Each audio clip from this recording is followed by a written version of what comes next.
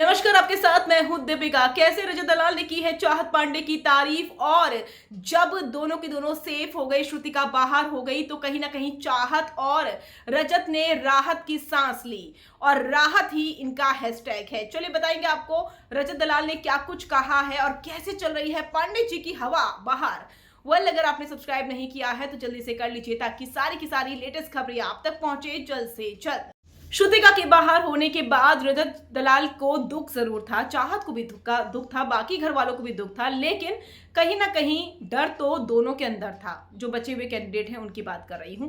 तो वहां पर हुआ ये कि किचन एरिया में सबके सब बात कर रहे थे, विवियन डिसेना को लेकर भी बातें हो रही थी कि पब्लिक चिल्ला रही थी Vivian Dsena, Vivian Vivian Vivian. इतना ज्यादा क्रेज विवियन का था, वो पॉपुलैरिटी देखकर घर वाले हिल गए। लेकिन उसके बाद रजत दलाल ने क्या कहा? रजत दलाल ने घर वालों से कहा कि जो भी कहो, पांडे के साथ रहकर जो भी रहता है उसको फायदा ही फायदा होता है। रजत दलाल ये क्यों समझे, शायद भीड़ ने ऐसी कोई बात बोली। उसके बाद करणवीर कहते हैं कि 1000 एपिसोड ऐसे थोड़ा पूरे हुए थे, 14 दिन के अंदर सब कुछ हो गया था, सीरियल बंद हो गया था। मजाक की बात थी ये। ईशा ने कहा मुझे ऐसा नहीं लगता है, क्योंकि ईशा का जेलस फैक्टर जाग गया था। तो वहां पर रजत दलाल कहते हैं कि बाहर पांडे की हवा चल रही है।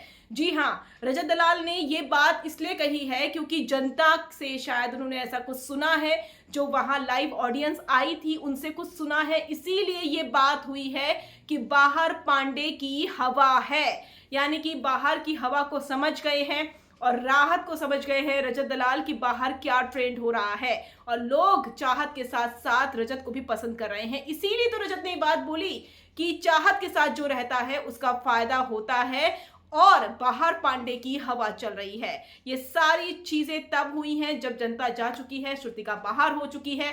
अब एक और इलेक्शन बताया जा रहा है, और वो बताया जा रहा है वीकेंड के वार में।